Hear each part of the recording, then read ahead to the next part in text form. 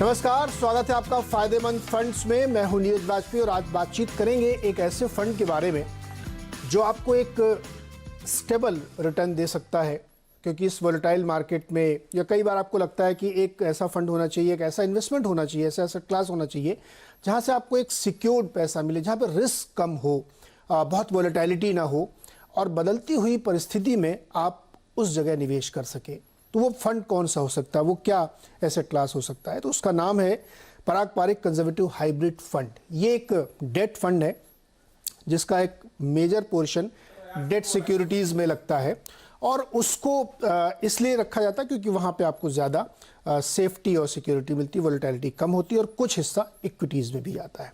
तो इस फंड की क्या खूबियाँ हैं, क्यों निवेश करना चाहिए और इससे क्या क्या फ़ायदे हो सकते हैं, इस पे बातचीत करने के लिए हमारे साथ हैं इस फंड के मैनेजर राज मेहता जी। राज, बहुत बहुत स्वागत है आपका फ़ायदेमंद फंड्स में। हम लोग इससे पहले कि इस फंड को डिटेल में समझें कि क्यों निवेश करना चाहिए इसमें, थोड़ा इस वक्त जो बदलती हुई परिस्थिति में बाज़ार है और ख़ास तौर पे जो इंटरेस्ट रेट साइकिल चेंज होने की संभावनाएं दिख रही हैं, उसको आप लोग कैसे अप्रोच कर रहे हैं? जी, मार्केट में काफी उतार चढ़ाव देखा है लास्ट 2 महीने में।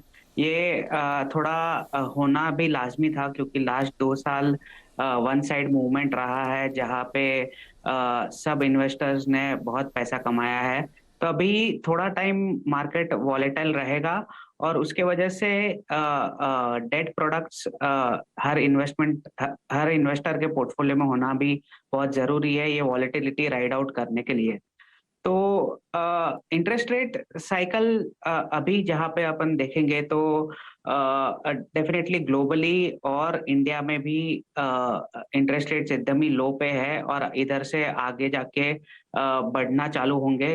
कब बढ़ेंगे, कितना बढ़ेंगे वो देखना पड़ेगा, लेकिन डेफिनेटली ग्लोबली हमने देखा है कि फेड ने भी इंडिकेट किया है इंटरेस्ट रेट्स बढ़ाएंगे और आरबीआई ने भी इंडिकेट किया है कि आगे जाके धीरे धीरे इंटरेस्ट रेट्स बढ़ाएंगे। तो इसमें इंटरेस्ट रेट वॉलेटिलिटी भी कैसे राइड आउट करते हैं वो भी बहुत इंपॉर्टेंट है और ये आगे जाके अब डिस्कस करेंगे कि हमारी स्ट्रैटेजी क्या रहती है ये साइकिल में। बिल्कुल राज, एक चीज़ दर्शकों को और समझनी चाहिए कि आप ये कह सकते हैं कि डेट पे तो आप डायरेक्ट लगा सकते हैं, आप फिक्स डिपॉजिट कर सकते हैं या पोस्ट ऑफिस की स्कीम में लगा सकते हैं, तो फिर इसमें क्यों लगाएं?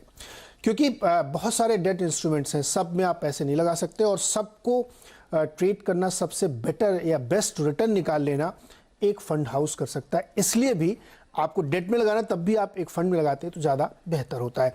राज, हमें ये समझाइए कि ये जो आप लोगों ने डेट फंड लॉन्च किया, अभी लगभग साल भर ही हुआ है, तो इसके पीछे की फिलॉसफी क्या थी? जी, इसके पीछे 2-3 कारण थे। हमारा फंड हाउस जाना जाता था इक्विटी के लिए, लेकिन हमारे इन्वेस्टर्स और डिस्ट्रीब्यूटर्स की मांग थी कि हमारे फंड हाउस से थोड़ा कंजर्वेटिव डेट फंड भी आए, तो उनको भी इजी रहेगा इन्वेस्टर्स को समझाने में कि रिस्क भी बहुत इम्पोर्टेंट होता है डेट में। 2018 के पहले कोई भी रिस्क के बारे में नहीं सोचता था कोई डेट प्रोडक्ट में इन्वेस्ट करने से पहले, लेकिन आईएल&एफएस क्राइसिस के बाद हमने देखा है कि रिस्क मैनेजमेंट डेट प्रोडक्ट में भी बहुत इंपॉर्टेंट रहता है। और दूसरा चीज ये भी है कि हमें ऐसा कोई प्रोडक्ट चाहिए था जो बहुत ही इजी हो इन्वेस्टर को समझने के लिए।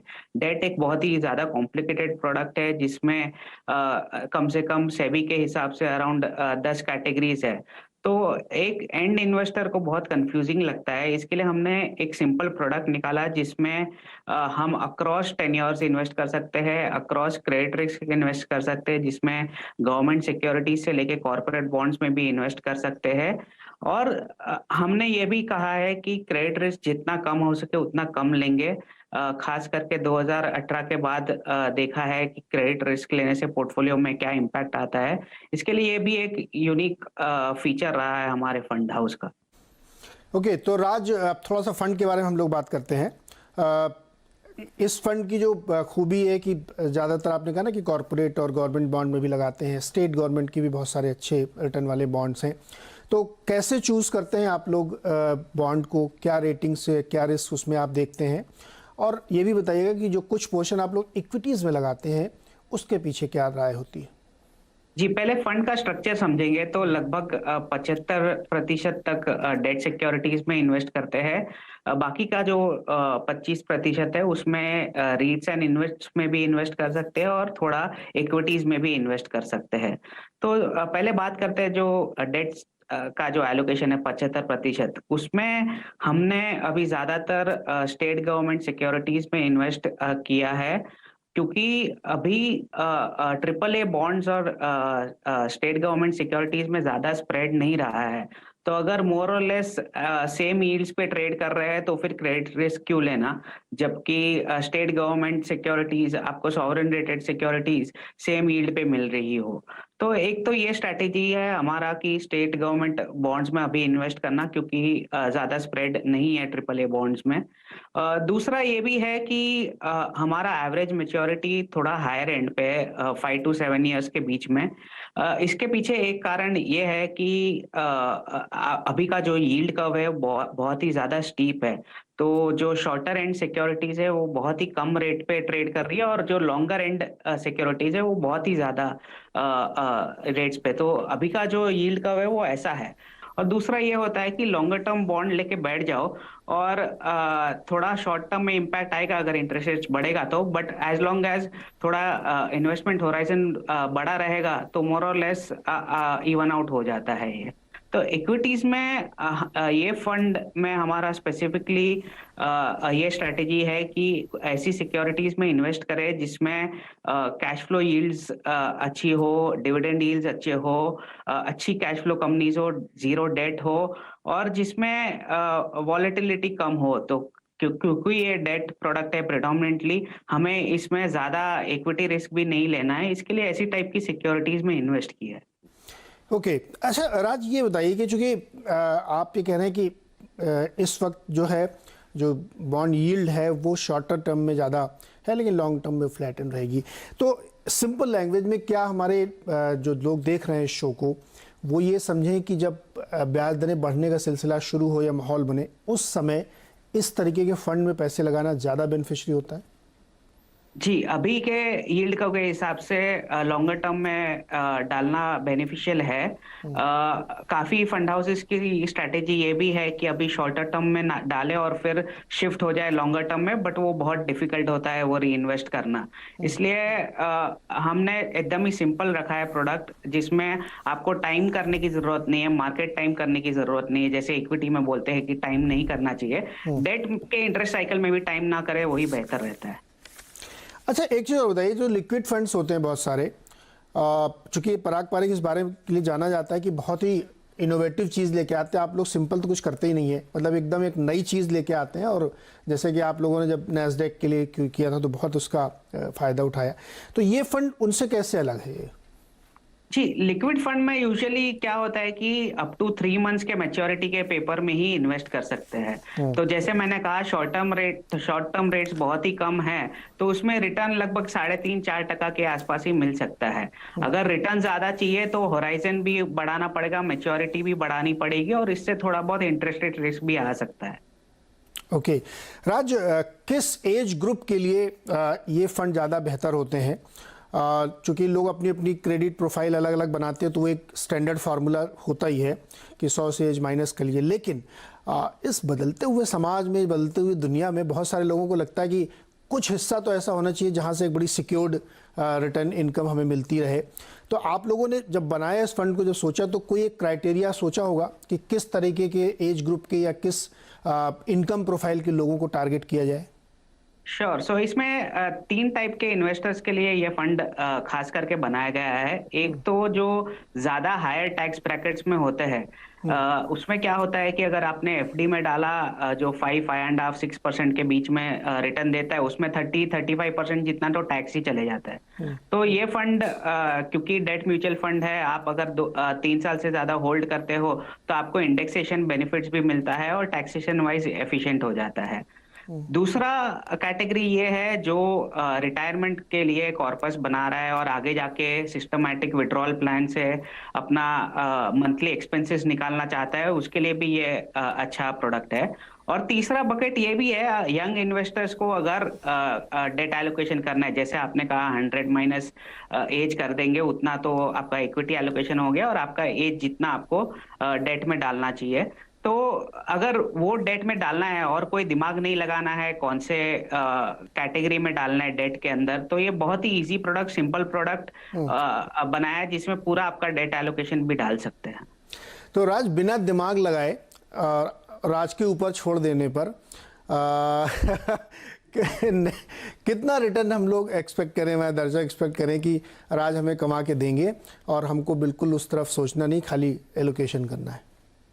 जी, हमारे फैक्ट शीट में अगर आप देखेंगे तो डेट फंड का यील्ड टू मैच्योरिटी दिया जाता है, जिसका मतलब ये होता है कि अगर आपने हमारे फंड में इन्वेस्ट किया और एवरेज मैच्योरिटी तक होल्ड किया तो उतना रिटर्न लगभग छूटता है। तो आपका लास्ट मंथ का फैक्ट शीट अगर देखेंगे तो यील्ड टू मैच्योरिटी अराउंड 7% था। तो अगर आपका time horizon around 4 to 5 years रहा तो 7% तो डेट में ही छूट जाएगा। उसके अलावा इक्विटीज एंड रीट्स जो भी रिटर्न देगा वो उसके ऊपर आएगा। तो मोटा मोटी अगर देखेंगे तो आप जो भी स्मॉल सेविंग स्कीम्स का भी रिटर्न देखते हैं तो वो अराउंड 7% है। अभी फ्लोटिंग रेट बॉन्ड्स भी जो गवर्नमेंट के हैं वो 7.15% है, लेकिन वो टैक्सेशन इनएफिशिएंट है। तो अगर आप हायर टैक्स ब्रैकेट में है तो डेफिनेटली ये फंड कंसिडर करना चाहिए।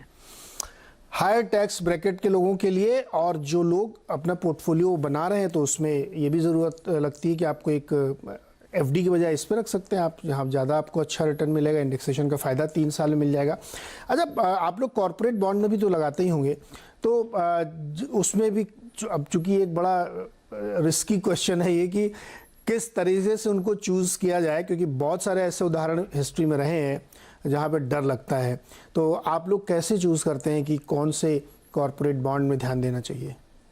जी, हमारा इंटरनल एक क्रेडिट रिसर्च टीम है जो इवैल्यूएट करता है कंपनीज को और उनको रेटिंग देता है अलग से। जो क्रेडिट रेटिंग एजेंसीज जो रेटिंग देती है वो तो अलग ही है, उसके ऊपर से हमारा इंटरनल रिसर्च भी होता है जिसमें से हम शॉर्टलिस्ट करते हैं थोड़ी सिक्योरिटी जिसमें हम इन्वेस्ट कर सकते हैं।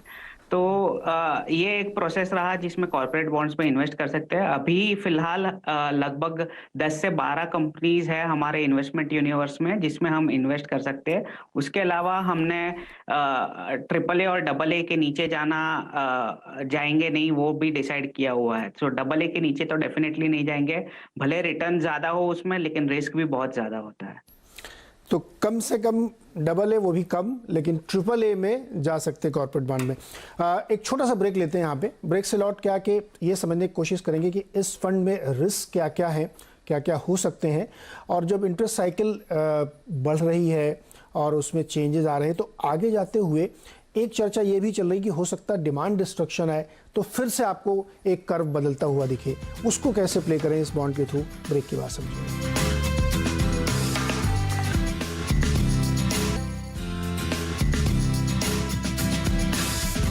स्वागत है एक बार फिर से, और आज हम बात कर रहे हैं फायदेमंद फंड्स में एक ऐसे डेट फंड की जो आपकी उन ज़रूरतों को पूरा करता है, उन एसेट क्लास में निवेश को पूरा करता है जहां पे आप सिक्योर्ड रिटर्न की गारंटी ले सकते हैं या आप निश्चिंत हो सकते हैं, और आपको उस तरीके के रिटर्न मिलते हैं जहां पे आपको बहुत सोचना नहीं, बहुत दिमाग नहीं लगाना, बहुत वोलेटिलिटी के लिए आपको चिंता नहीं करनी, क्योंकि उसकी चिंता करने के लिए फंड मैनेजर साहब हैं, वो सब ये देखेंगे, वो चिंता करेंगे। और हम बातचीत करें पराग पारेख कंजर्वेटिव हाइब्रिड फंड की, और उसके फंड मैनेजर राज मेहता हमारे साथ हैं।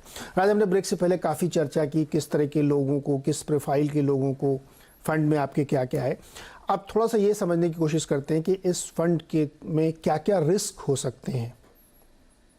एक सबसे बड़ा रिस्क जो मैंने पहले भी बताया वो है इंटरेस्ट रेट रिस्क। अगर इंटरेस्ट रेट्स यहाँ से बढ़ना चालू है तो शॉर्टर टर्म में थोड़े नॉशनल लॉसेस दिखेंगे पोर्टफोलियो में, जिसके वजह से रिटर्न थोड़ा कम हो सकता है। बट अगर होराइजन आपका मीडियम टर्म 2 to 3 years जितना हो तो फिर वो इवन आउट हो जाएगा और वो लॉसेस वापस रिकवर हो जाएंगे। तो बिकॉज ये इंटरेस्ट रेट साइकिल ऊपर नीचे होता है उसके वजह से नोशनल लॉसेस और profits depending on market rate book होते हैं एनएवी में, उसके वजह से थोड़ा शॉर्ट टर्म में रिस्क हो सकता है। दूसरा इक्विटीज का जो रिस्क है वो तो है ही मार्केट रिलेटेड रिस्क, और रीट्स एंड इन्वेस्ट्स में भी हमने जो इन्वेस्ट किया है तो उसमें रीट्स में अगर उसका कोई ऑक्यूपेंट ने खाली कर दिया जगह और वो लोग वापस लीज नहीं कर पाए तो वो भी एक रिस्क है। तो राज, जब आपने ये 25% हिस्सा रखा है कि आप इक्विटी, तो फिर रीट में क्यों, आप प्योर इक्विटी में चले जाएं? वहाँ पे इस बाजार में जहाँ पे करेक्शन हुआ भी है और बहुत सारे ऐसे सेक्टोरल थीम्स हैं जहाँ पे आपको बहुत अच्छे रिटर्न मिल सकते हैं। जी, रीट्स का एक अलग ही डाइवर्सिफिकेशन आता है जिसमें आप वो क्वाजी डेट प्रोडक्ट बोल सकते हैं उसमें, क्योंकि उसमें आपको रेंटल जो मिलता है वो एज ए डिस्ट्रीब्यूशन और डिविडेंड मिलता है। दूसरा ये भी है कि ये एक डिफरेंशिएटर है हमारे फंड का, जिसमें ये कैटेगरी में हमारे अलावा कोई भी और इन्वेस्ट नहीं कर सकता है, करता है रीट्स एंड इन्वेस्ट्स में अब तक। तो ये भी एक डिफरेंशिएटर है जिसमें रियल एस्टेट इन्वेस्टमेंट ट्रस्ट अभी जस्ट इंडिया में स्टार्ट हुआ है लास्ट 3-4 साल में। बाकी आप ग्लोबली देखेंगे तो लगभग 70-80 इयर्स का हिस्ट्री है। तो ये एक अच्छा डाइवर्सिफिकेशन है पोर्टफोलियो में, जिसमें आपको डेट, इक्विटी, रीट्स, इन्वेस्ट सब कुछ एक साथ मिलता है एक फंड में, और मोर और लेस स्टेडी रिटर्न्स मिलते हैं। काफी ऑप्शन है नहीं अभी रीट्स के, शायद इंडिया में बहुत कम है अभी। जी, अभी 3 रीट्स लिस्टेड है और लगभग 3 से 4 इन्वेट्स लिस्टेड है। बट धीरे धीरे जैसे आगे बढ़ेंगे वैसे ऑप्शंस भी बढ़ेंगे, और इनकी जो कैपेसिटी है ज्यादा एसेट्स लेने की और फिर लीज करने की वो भी बढ़ जाएगी। राज, एक सवाल और जो हम लोगों ने चर्चा की, लेकिन थोड़ा मैं उसको और अपने दर्शकों के लिए समझना चाहता हूँ। एक डिस्कशन ये भी है कि इन्फ्लेशन भले ही बहुत तेज़ है, उसको काउंटर करने के लिए ब्याज दरें बढ़ाना पड़े या बढ़े, तो आप जो इस सिनेरियो को प्ले करना चाहते हैं, इंटरेस्ट रेट साइकिल को, या जो यील्ड कर्व बदल रहा है 10 साल, 30 साल, 20 साल वाला, उसमें आपको ये रिस्क लगता है क्या कि हो सकता है थोड़े समय के लिए बढ़े, उसके बाद फिर से एकदम से या तो स्टैग्नेंट कर जाएं या नरम पड़े? ये रिस्क हमेशा रहेगा। आप अभी इन्वेस्ट करो, 2 साल बाद इन्वेस्ट करो, कभी भी इन्वेस्ट करो, ये रिस्क हमेशा रहेगा। इसलिए इंटरेस्ट रेट क्या लगता है और मार्केट क्या लगता है, मोर और लेस सिमिलर क्वेश्चंस है। सब पूछते हैं लेकिन किसी को जवाब नहीं मालूम। तो बेटर यही रहता है कि ज्यादा दिमाग नहीं लगाओ और लॉन्गर टर्म में डाल के बैठ जाओ। आपका होराइजन थोड़ा बढ़ा दो तो over a period of time आपको जो नेगेटिव हिट आना है वो नहीं आएगा, नेगेटिव रहेगा। आपसे एक और सवाल समझाइए हमारे दर्शकों को कि इसमें एंट्री करने पर और एग्जिट करने पर क्या नियम है?